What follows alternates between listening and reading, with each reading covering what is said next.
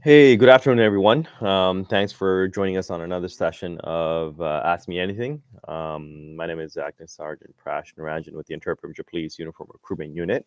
You know, we had to change the date over due to some challenges we were having from scheduling, but hey, as long as we get it done, that's what matters, right? So yeah, welcome to everybody that's following us on the different platforms today.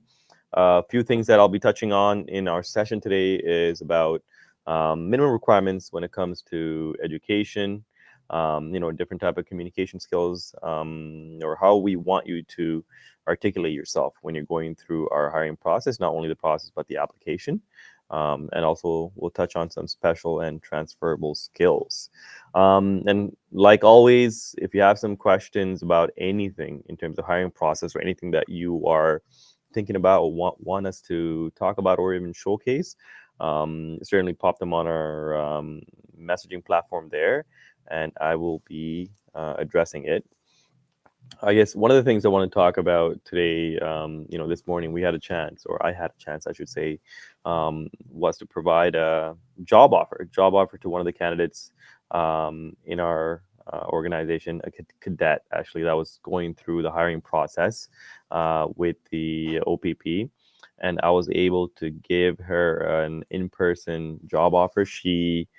Um, she was very, I guess, caught off guard. She probably didn't expect that to happen, but I think it made her day in terms of what I was able to kind of surprise her with. And I'm hoping that you'll be able to see that video montage of what we put together. So essentially, our social media coordinator is going to kind of work her magic to put the video together and kind of share that whole experience. I just remember that her being very emotional after getting the offer from me, and it was just an amazing thing to see. So I'm hoping you can all share and enjoy that video when we do post it. Thank you, Patrick, and everyone else that's just hopping on as we start this session. I'll be here until 3, and certainly we will try and address everything that you need. Um, I see the questions are already popping in, which is, I guess, perfect for us. In terms of references needed for the initial application, no, the references, we need that at the interview stage. We ask you for 9 references when you make it to the interview stage, which is 3 work, 3 personal, and 3 educational. So those are the 3 areas that we ask for, and ideally you want all 9 of those references to be different people. So we get different perspectives from what they think of you, either if it's your work reference, in terms of what they can share about your work habits, what it's like to work with you, collaborate with you, maybe educational, in terms of what they feel your learning habits are, how you adapt to new information, and how you translate that into the work. And your personal references, people that are able to speak about your character, who you are as a person, what you stand for, all those aspects, right? So again, those are the different areas that we will be looking at when it comes to references. um, does the OPP offer French training or offer to be fluently bilingual? So again, you have to be able to read, write, and speak English. But if you are a person with a second language, so if you like what Patrick is asking here, there is a French language service unit that we actually have. We do have that available, but it's not a mandatory requirement. You do not have to be bilingual. If you have a second language, French being one of them, certainly that will benefit you. And it just goes into one of the areas that I actually want to talk about in terms of special skills. So, speaking a different language would be considered a special skill to have that's transferable to this organization. And why is that? Because you might be doing a traffic stop, or you might be doing an investigation, or you might be actually helping the community with something, and maybe you need to use that language skill to build that partnership with that person. Maybe they're not able to speak English in a strong manner, and maybe that's where your communication and your language skill comes into play. where you're able to understand what they're saying and maybe connect with that person through language to solve the problem, right, or help them in any way that they need. So certainly that would be considered one area of special skill. Good afternoon, Sergeant Prash. Could you please send me a direct message when you get a chance? I would like to ask a few questions. Well, it'll be hard for me to do that right now as I'm talking to everyone else. But certainly, if it's a question that I can address in this public forum, please do put it in the chat box, and I will try to answer that. Unless it's a private matter, then you're not able to talk about it on here, or you're not feeling comfortable bringing it up here. Certainly, reach out to the Toronto detachment at your convenience, and then just ask to speak to me, and I'll be more than happy to address it. Okay. Joseph, thanks for doing these AMAs. They help me a lot with my application. Absolutely. And that's exactly what we're hoping to get through by providing information, by providing answers to your questions, and essentially to prepare you in a way where you're able to feel confident and strong and ready to go through the hiring process and to do the best you can, right?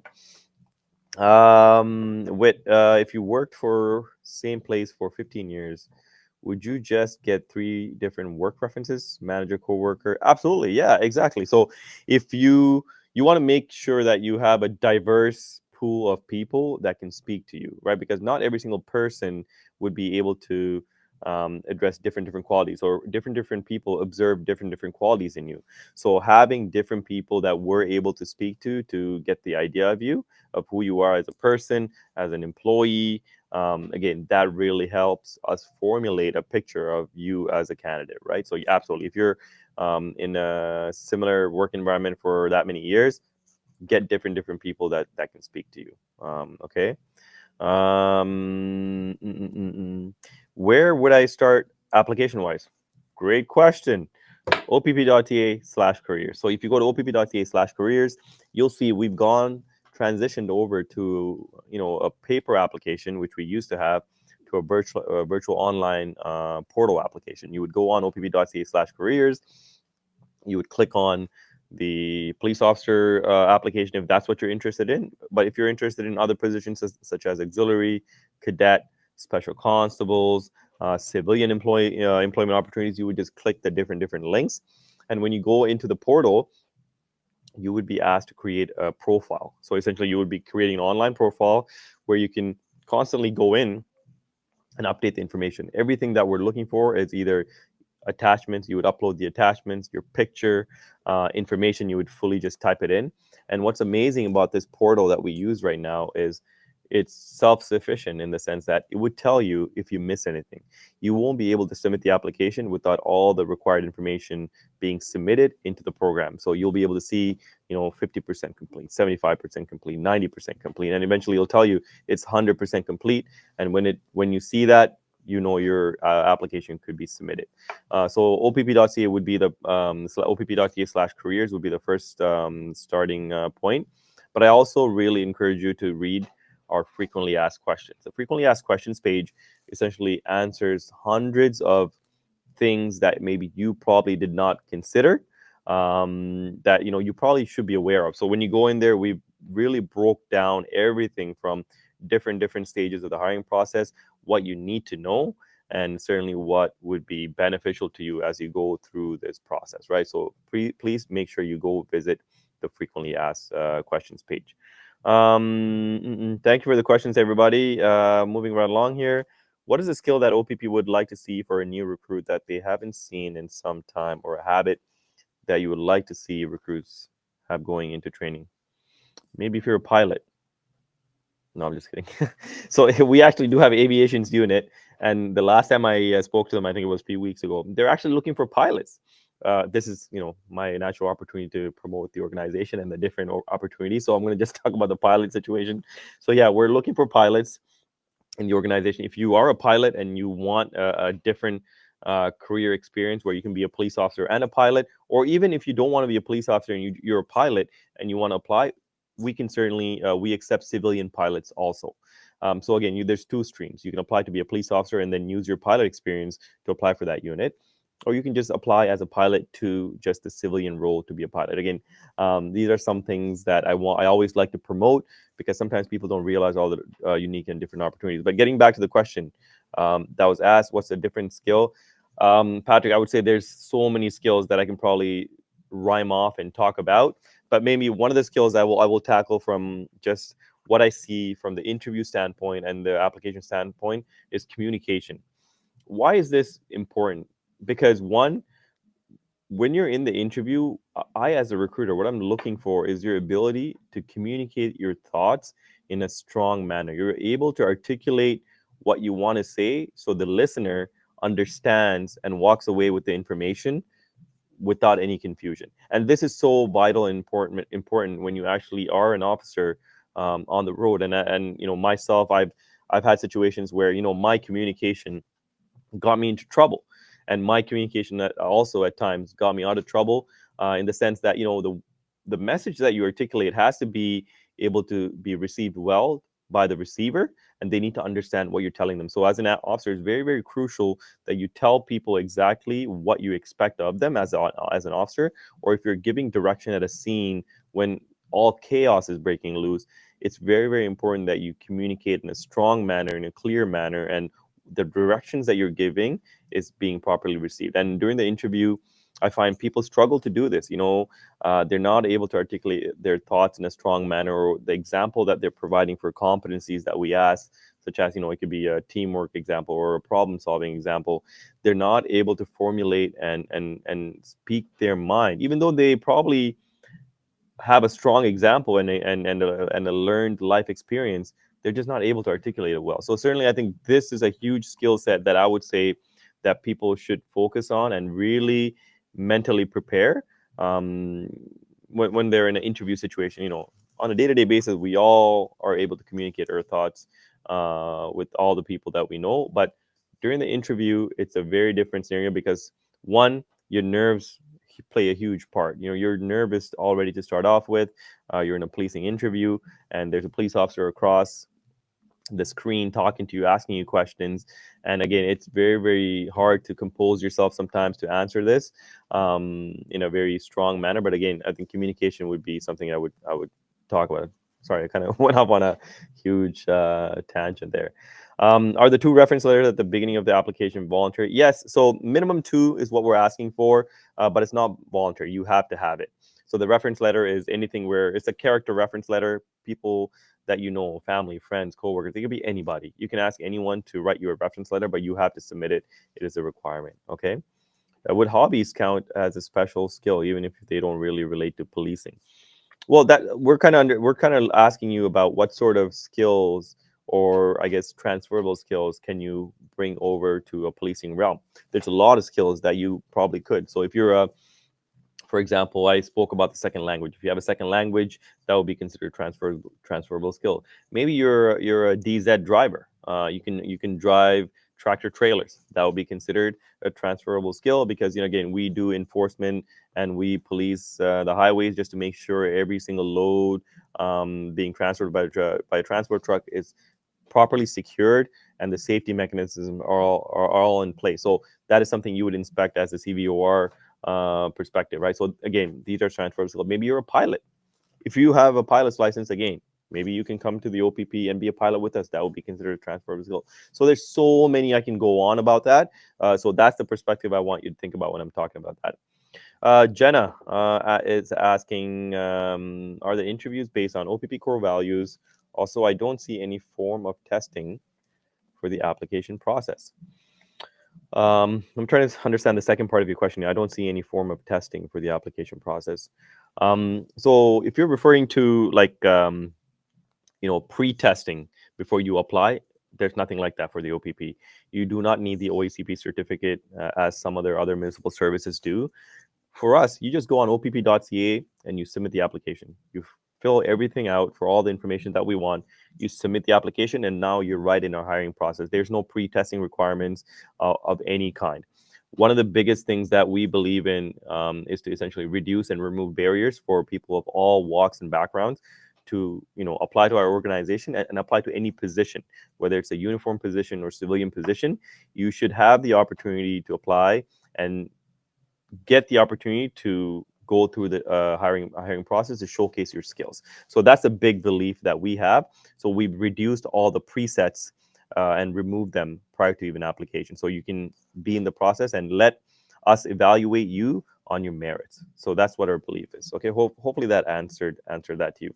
And the interview is based on many factors, OPP values, but again, we touch on your application, your experience, your life skill, your education, your employment, your driving. So those are a lot of the things that we focus on in our interview. Is mostly about you.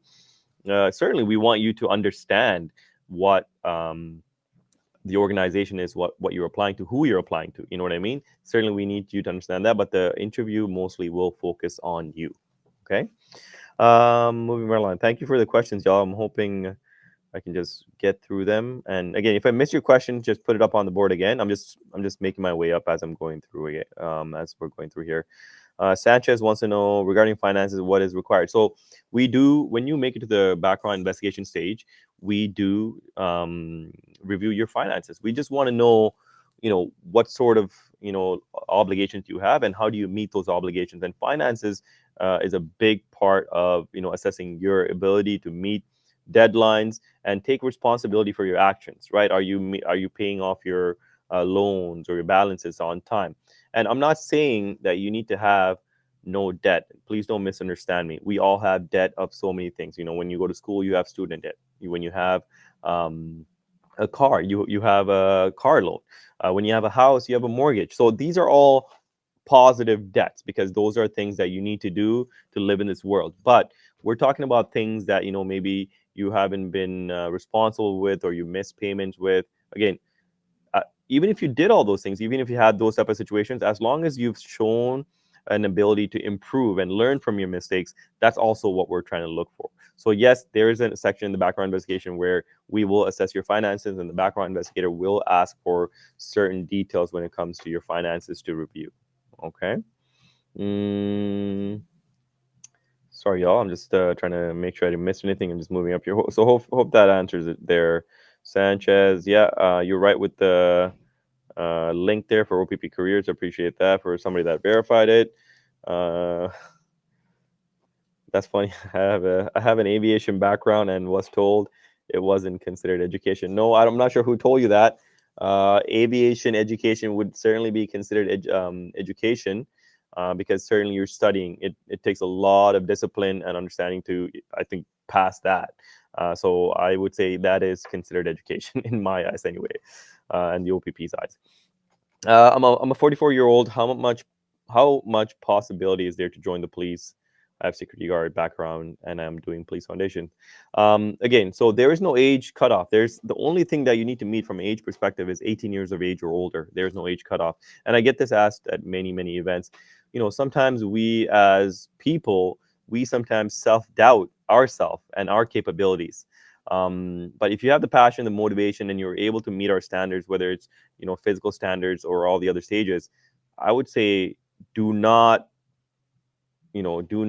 dim your light. You know what I mean? Do not dim your light. You are definitely capable, and I see this over and over again through each of the classes that we put through. In our last class that we put through, one of the candidates, they were in their mid 50s.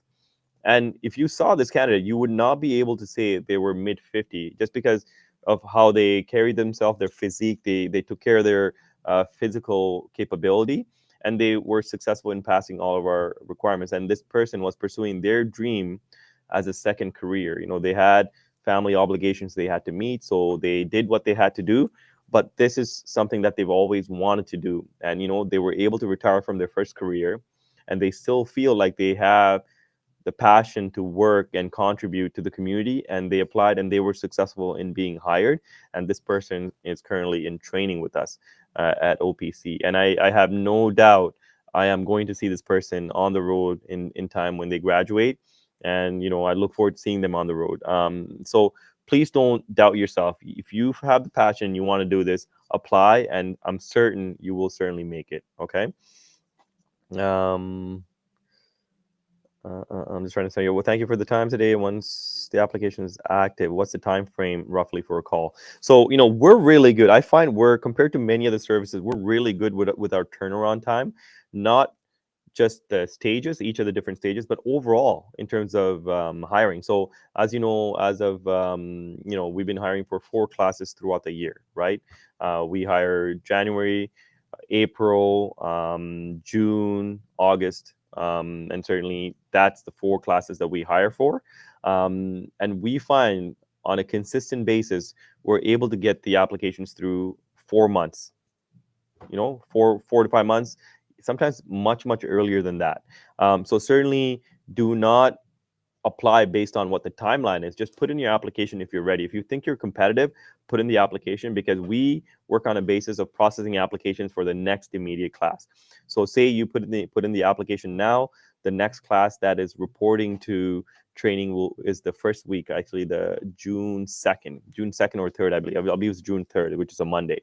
So that is when the next class is going. So if you put in your application now, the chances of you getting in for the June class will be very hard, because we're about a month and a half away from June. So it's unrealistic for you to meet the timelines of all the different stages that you need to pass to get to that stage. But realistically, you probably will have a shot to make it to the August class, which is the September intake. So again, focus on your application and the strength of the application, not based on when we're hiring, because we're hiring 365 days a year for our class and to meet those needs. So I would focus on that. Okay.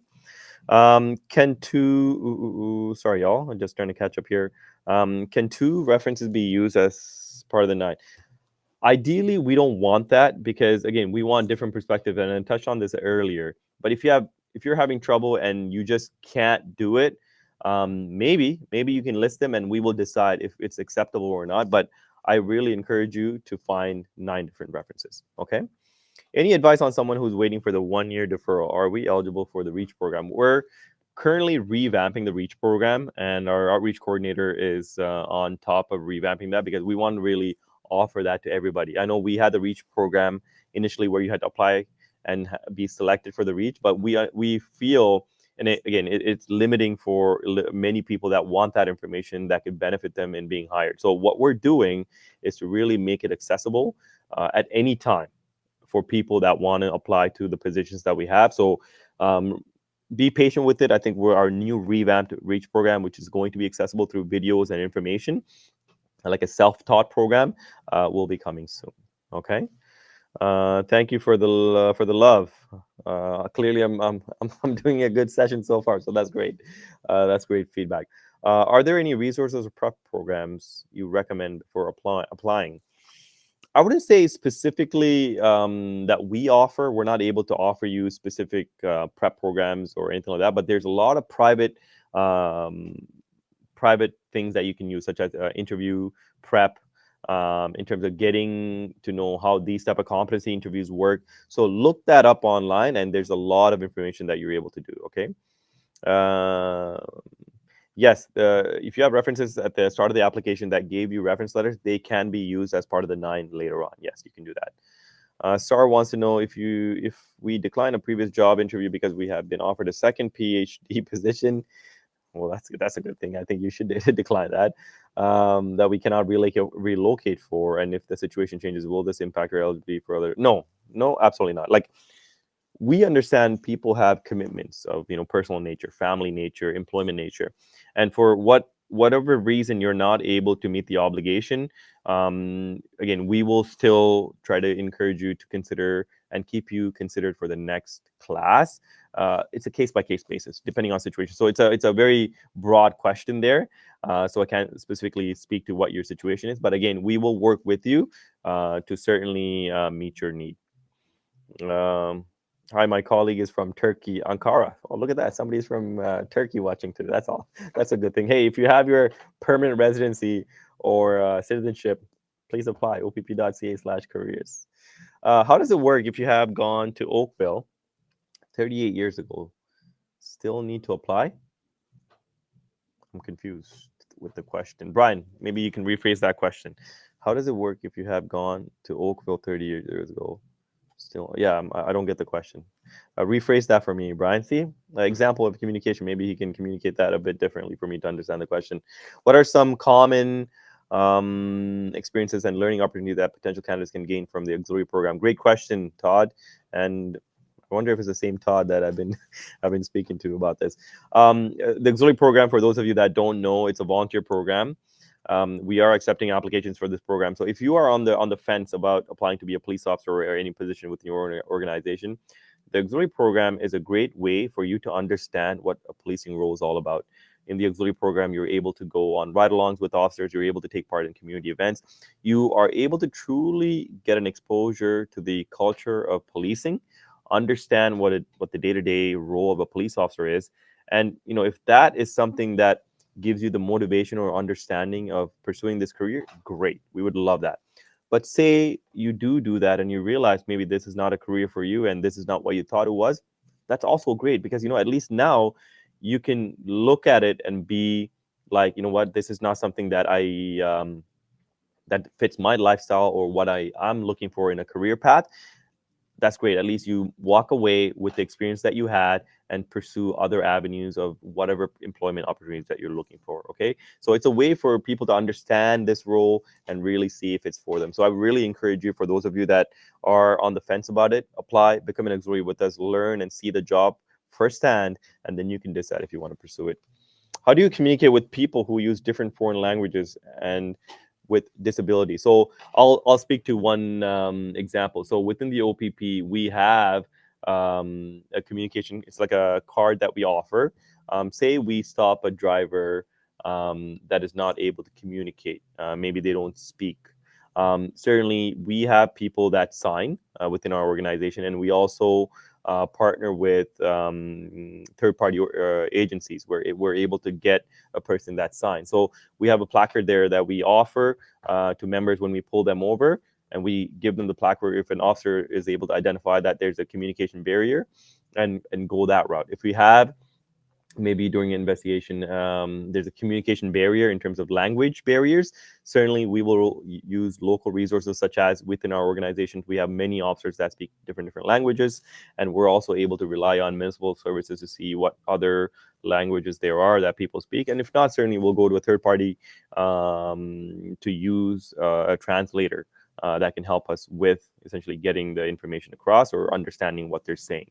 So again, we do have other ways and methods of ensuring that we're either helping people appropriately, understanding what their needs are, and certainly providing that need to the best of our ability. Okay. Sign language or body language training. So we don't currently offer that within our organization. So say if you are hired as a police officer, we're not providing you the sign language training, but certainly there are many officers that have taken it on their own. Even when there are officers, if that's an interest to you, they will certainly go and do that. But again, that's also another special skill. If you have sign language skills, you're able to sign, certainly coming into the organization, that would be considered a special skill, right? What if I don't have a traditional post-secondary education but have taken online courses? Does that work? So there's an education requirement. You have to meet the education requirement. If you have online courses that you've taken to, increase your knowledge and depth of a certain topic or any topic in that matter, that is valued. I don't want to discredit that. But when it comes to educational requirements, we are looking for minimum of a high school education. You have to have a high school education. Even if you obtained your high school education outside of our organization, sorry, I should rephrase that, outside of this country. So if you obtain your education in another country, we accept it. All you have to do is go through WES, which is an assessor of education standards. They will be able to assess your education standard for Ontario standards, and using that, you can then apply to us. So whether it's high school, college, university, postgraduate, doctorate, if you have any of that education standards, even if it's not from our country, if it's from another country, we will accept it. You just have to get it standardized for Ontario standards. Okay. Just trying to read it up here. Thank you, Maurizio. Appreciate the love for the auxiliary program. However, Okay, if I can give anyone some advice without saying too much, I would recommend everyone taking your time on your application. Don't get too excited and have a recruiter double check your paperwork. Small detail things like missing a signature, missing a date. Absolutely, well said. I have a volunteer letters that organizers wrote for me several years ago. Can I use them? Yes, you can. Certainly, you want it to not be like 15, 20 years old. But certainly 2 years ago, I don't see an issue with it, and certainly we want to see those type of recommendation letters because it kind of paints a picture of who you are as a candidate, so we understand what you bring to the table. Okay, there's to be 2 years ago. What would some entry intermediate level civilian positions to the OPP in generally hiring for this year? So again, we have detachment positions. So you can apply to be a detachment admin clerk, various levels of administrative positions. You can apply to be PCC staff. So the Provincial Communication Center is always looking for staff, essentially dispatching positions.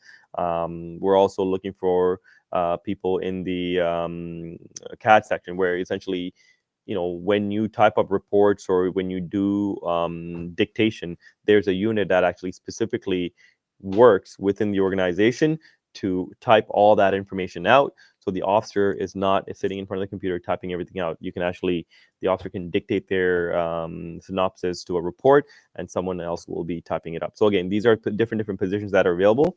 But if you are specifically interested in this position, again, go on opp.ca/careers to look for these civilian roles, or certainly reach out to the local detachments to see what openings they have to fill for the civilian role. Okay. When intervening, do you use expert dogs or horses when intervening in incidents? I'm trying to understand what that question means.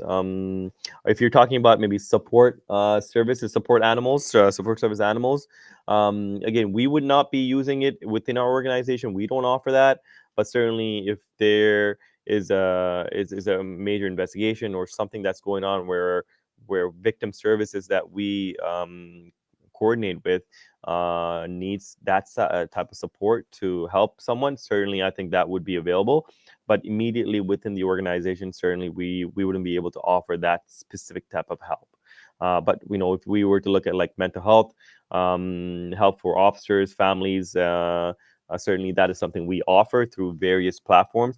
We even have mental health clinicians that work in detachment. So we have within the Highway Safety Division, I can already think about 3 mental health clinicians that rotate around to different detachments just to make themselves available to officers.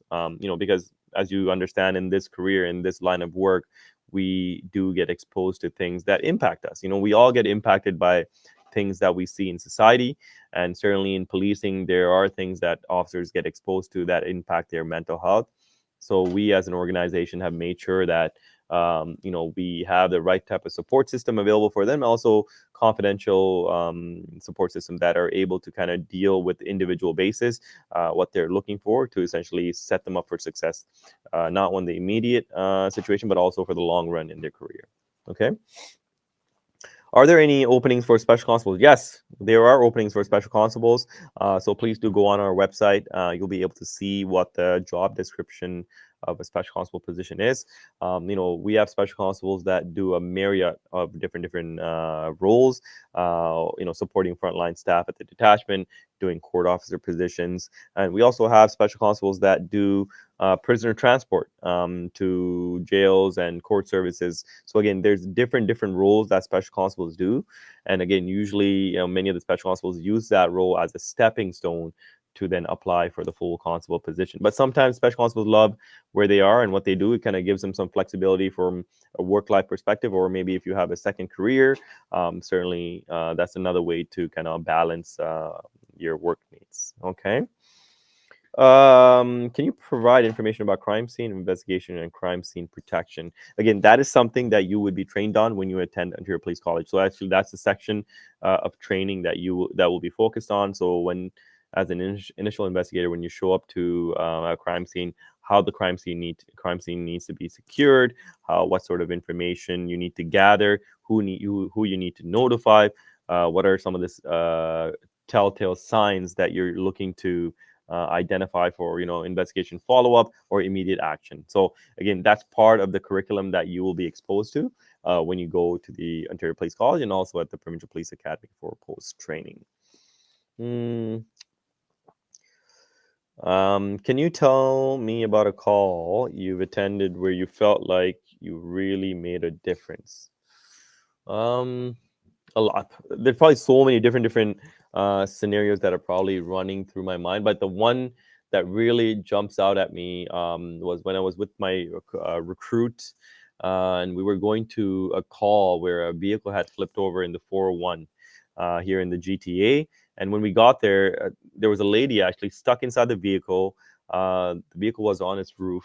And again, she could not get out. And I can see there was smoke billowing out from the front of the car. And when I looked at my recruit, the recruit that I was coaching, right away we realized, what we kind of looked at each other and we were on the same page right away. What the priority was, you know what I mean, to make sure that we got her to safety and find a way to get her out of the car. Luckily, we had the right tools in our disposal that we were able to break the window, unlatch her by cutting her seatbelt off and pulling her out of the vehicle. And within moments of us pulling her out of the vehicle ended up catching on fire. So again, that just happens that we were at the right place at the right time. We were able to get there quickly and safely and make a difference in potentially saving this female. So I think that's one that really sticks out to me, because that was the first time I was coaching. When you're coaching somebody, you're essentially leading them and really looking to guide them. And I think that was the first one that really kind of stands out to me from that experience. Is there a celebration or commemoration of your services for veteran? Yeah, we have the Ontario Provincial Police Association Veterans Association, and that is something where most of our retired members are a part of. And if that's something where even during the regular association meetings they're able to take part in, and it's a way for them to kind of share what they're doing in their life and kind of provide new officers that are working eventually maybe not too far away from retirement, kind of give them tips and ideas of what retirement looks like, what to expect, and how they can better be prepared for it, right? How do you remember your first day on the job as an experience? It was a blur. The first day on the job is such a blur for me. It was so long ago. We're talking over 10 years ago now.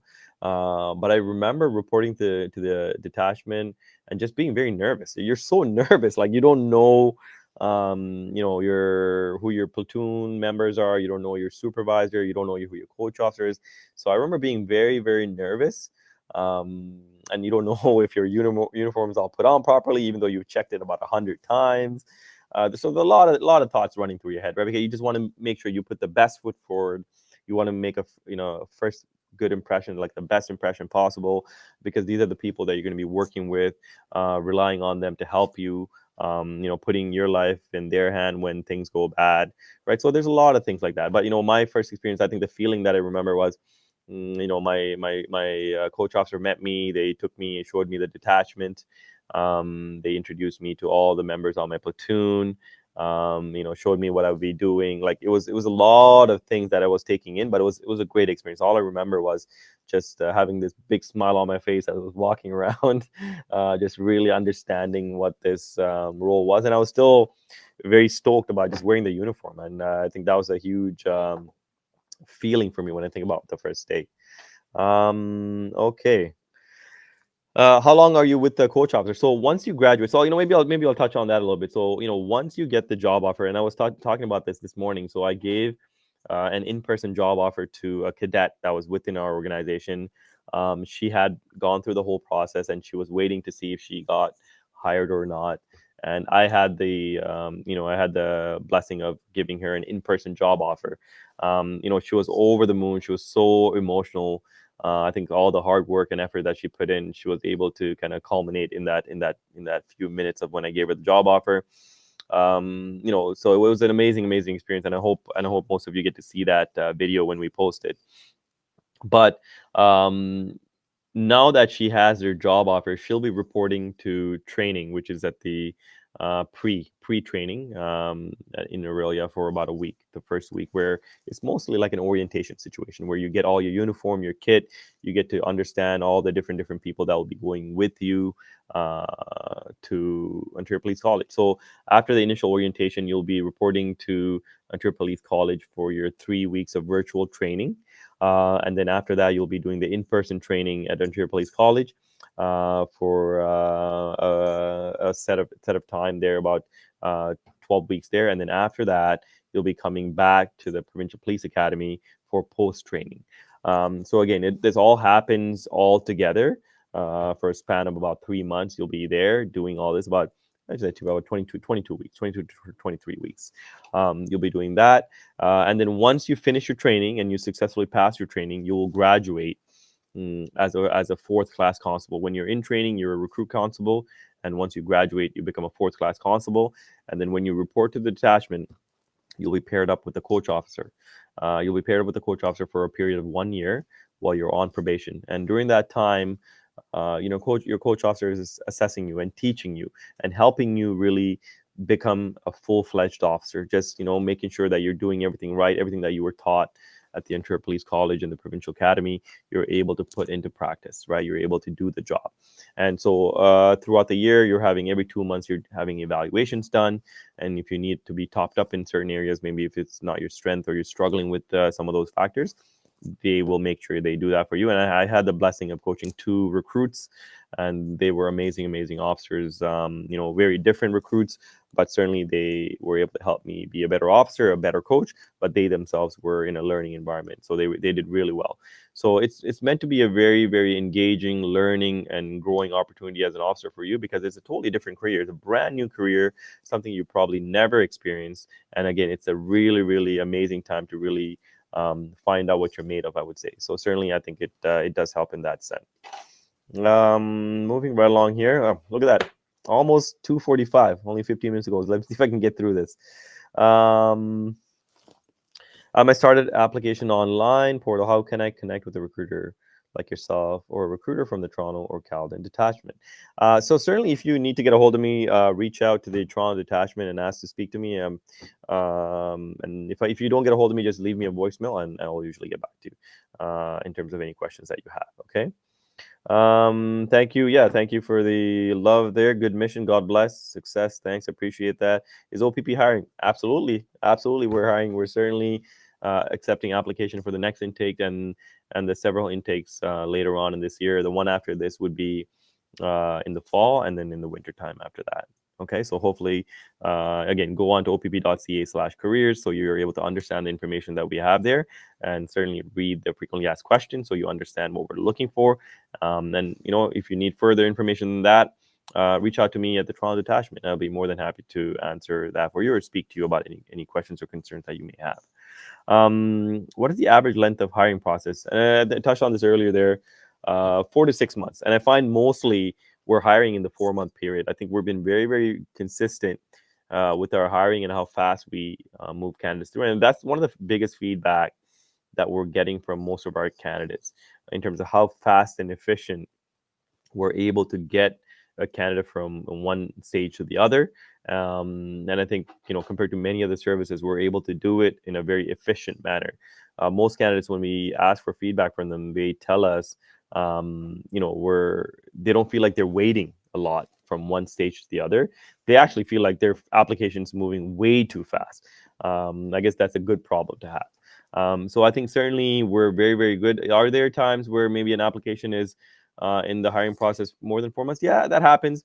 But not because of just what we're doing, but also because of the application. Sometimes people have a lot of history, a lot of things that we need to look into, and that takes time for our background investigator to do that.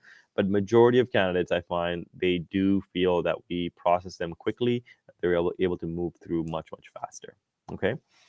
You're also thinking about how AI applications could change policing in your area.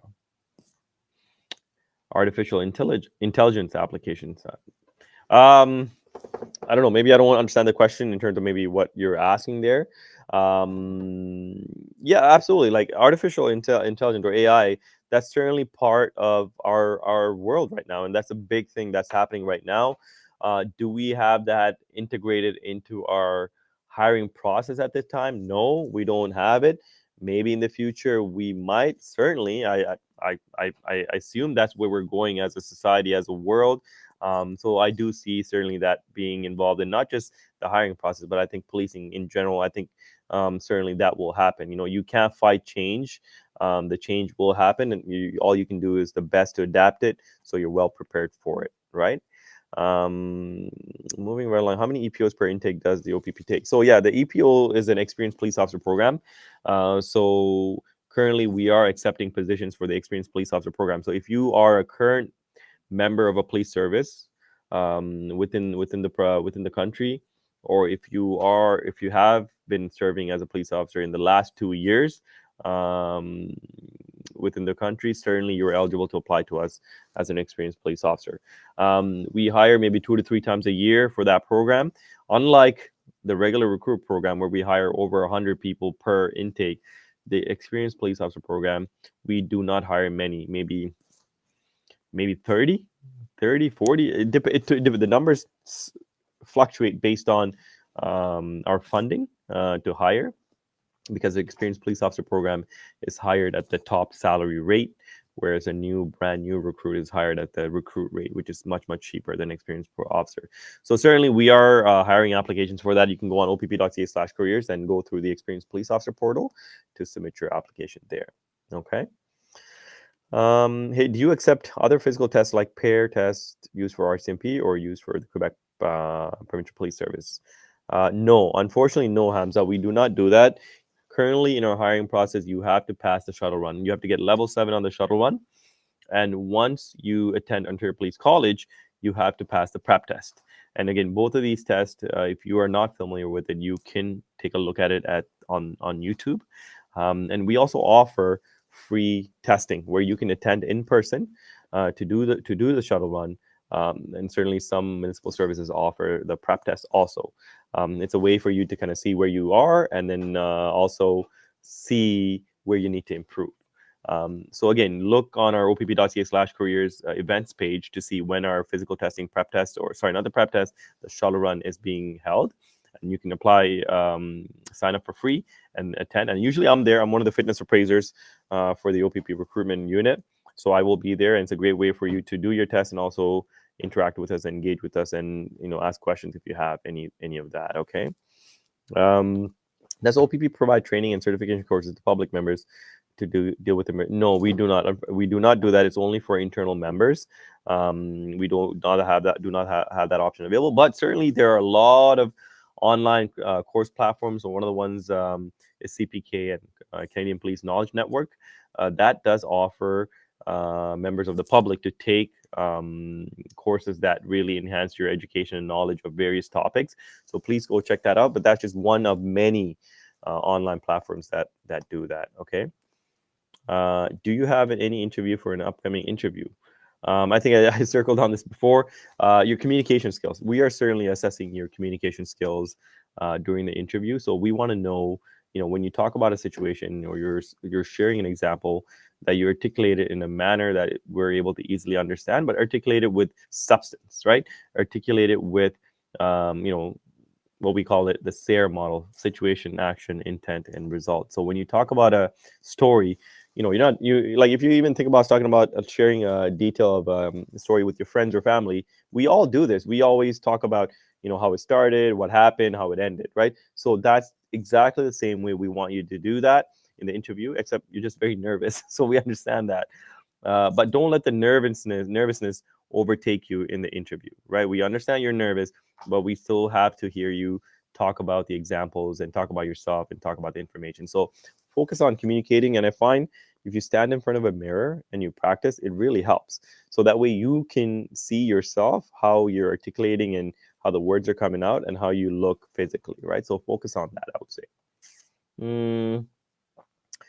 Uh, would it be better to have one long-term volunteer experience or a bunch of totally up to you. Either is fine. If you're able to manage both, certainly that's great. We don't have a requirement of asking you we want these many hours. We want this many organizations that you should have worked with. That's not our goal at all. If you have volunteer experience, that's great.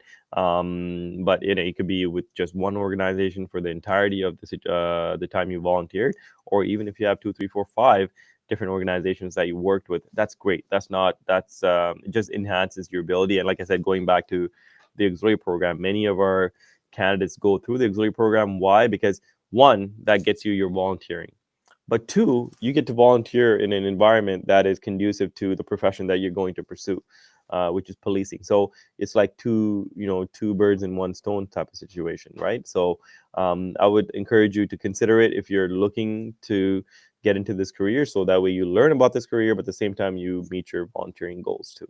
Okay. And at many of our events, we do have auxiliary officers present. So if you want to kind of talk to them to understand what the process is like or what the position is all about, I would really encourage you to attend. And again, if you want to know what the events are that are coming up, we have so many events coming up. You wouldn't believe the type of events that we have prepped for many of you throughout the summer. There's going to be some unreal events, and I really truly hope that some of you do take the time to attend them, because I think it really will change your perspective, not only about policing, but OPP as an organization in terms of what we're able to offer in terms of officers that we're looking to hire. Okay. I have done my psychological testing 8 months ago. I'm currently employed as a civilian with my local police service. In terms of psychological testing, I heard the test is valid for 1 year. That's correct. It is valid for 1 year.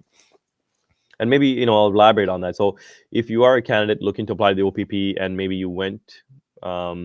you completed a psych testing with another service, you can still apply to us. We will accept that psych testing that you completed with another service, and we will assess it for OPP standards. So there's no need for you to wait a year to apply. You can absolutely apply to us, and we will take you and assess the psych testing. And based on the results, if we deem them to meet standards, then we will let you continue in our process. Okay. About 5 more minutes to go. That actually flew by so quickly. And I tell my social media coordinator that all the time. I'm like, how did that fly by?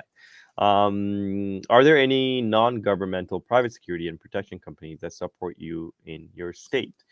I'm trying to interpret that question, what you mean by that. Certainly, there are a lot of private security companies within the province here. Do we utilize them for our services or to provide policing services? No, we don't do that. Certainly, are they at events or sometimes functions that we're present at? Absolutely. Our obligation as a police service is different than their obligation as a security service. Certainly, there might be some roles that might be overlapping, but we do not bring any services like that to supplement the work that we do, because of just the mandate and then the liability aspect of it. Okay. One of the other things, before I forget, my social media coordinator said I have to tell you about this, so you're aware. We actually have our OPP Bound North Edition coming up in Thunder Bay, May 2nd and 3rd.